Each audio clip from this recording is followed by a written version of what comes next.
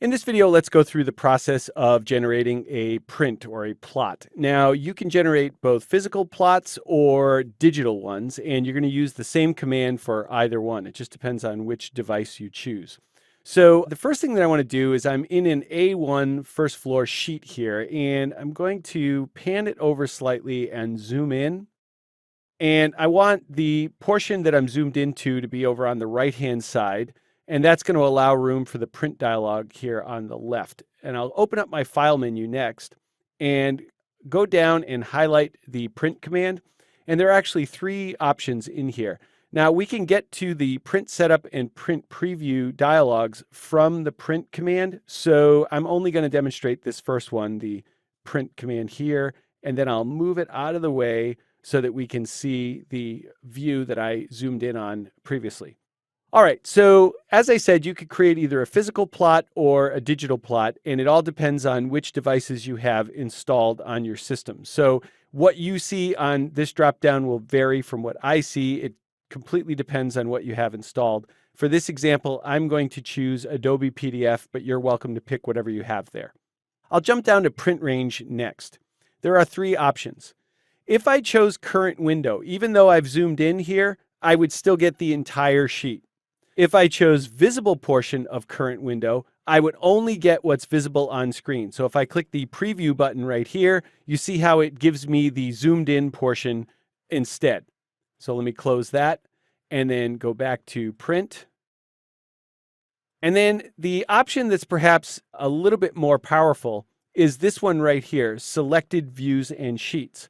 So if I click this select button, all the views and all the sheets will be listed here from the entire project. You've got two filters at the bottom, so you could uncheck one or the other of these. So if I was only interested in sheets, for example, and let's say I wanted to check all of them, then I could say, let's just print out my entire document set.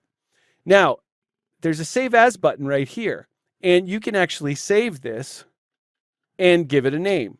And what's useful about that is the next time you click in here, you'll have that name available on the list.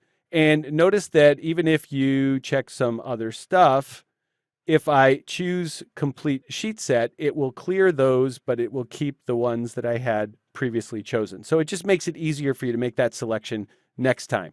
And it will show up right here as what you are planning to print.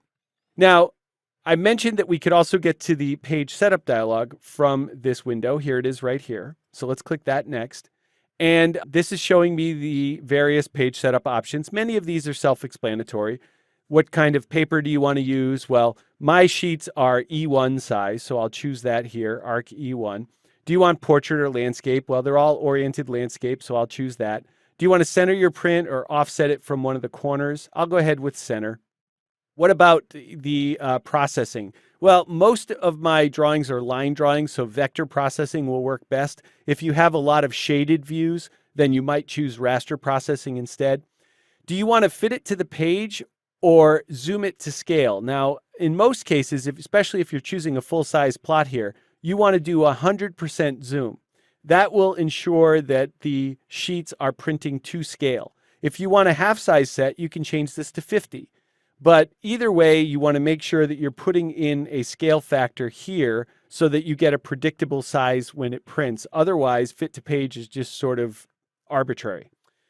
Down here at the bottom, there's a few interesting checkboxes. And the one that I want to point out to you is this one right here. So I'm going to check that. And this is kind of a really nice little setting because if you look over here in the background at what I'm printing, I've got two section marks here, and both of those are referenced because you can see that they reference another sheet. Compare that to this call out right here for this detail that is empty. That's an unreferenced view tag. So with that checked, if I were to go ahead and plot, this call out will disappear and won't be part of the printout. And that's really handy because you don't want somebody calling you up and asking you where that detail is if you had no intention of providing it in the set. So I like that setting right there. So let me go ahead and click OK here. And then in the middle is where you determine where it's going to put this PDF. Now, it defaults to separate files, which means that it would create a PDF for each and every sheet. I like this option instead, where it combines them all together into a single PDF file.